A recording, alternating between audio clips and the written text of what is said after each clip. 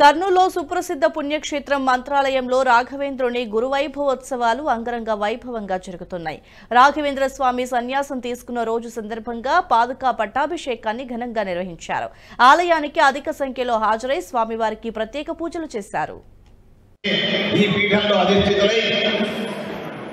హంసనాథ పరమాత్మని మధ్వాచార్యుల యొక్క అవిచ్ఛిన్న దివ్య భవ్య పరంపర అయినటువంటి రాఘవేంద్ర స్వామి వారి ఈ పీఠంలో సుధీంద్ర తీర్థుల వారు ఆయనని ఈ పీఠంలో ఆశీనులుగా అనుగ్రహించి వారిని విశేషంగా తపస్సుతో దీవించారు.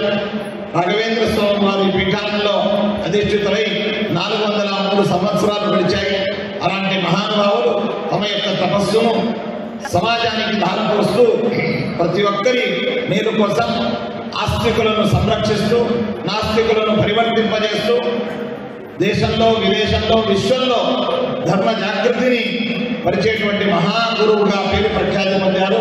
అలాంటి రాఘవేంద్ర స్వామి వారి మూల పాదుకలను ఈరోజు ఈ సువర్ణ సింహాసనంలో ఉంచుతూ వాటికి అభిషేకం, అర్చన, అలాగే కనకాభిషేకం, రత్నాభిషేకాన్ని గావిస్తూ పుష్పాభిషేకాన్ని గావించి ఈ పట్టాభిషేక మహోత్సవాన్ని కూడా నిర్వహించడం జరిగింది. అలాగే మాధ్యమాల మూలకంగా మీరందరూ వీక్షిస్తూ తరించారు. రాఘవేంద్ర స్వామి వారు ముమ్మాటికి మీ అందరినీ రక్షించుగాక.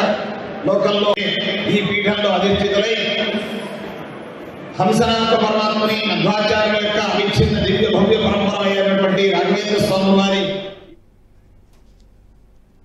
ఈ వీడియో మీకు నచ్చినట్టయితే లైక్ చేయండి, 10 మందికి షేర్ చేయండి. అలాగే కామెంట్ల రూపంలో మీ అభిప్రాయాలను మాతో పంచుకోండి. Nationalist hub group of channels ను సబ్స్క్రైబ్ చేసుకుని తెలుగునాట జాతీయవాద జర్నలిజాన్ని ప్రోత్సహించండి. ఈ వీడియో కింద ఉన్న బెల్ ఐకాన్ పై క్లిక్ చేయడం మర్చిపోవద్దు.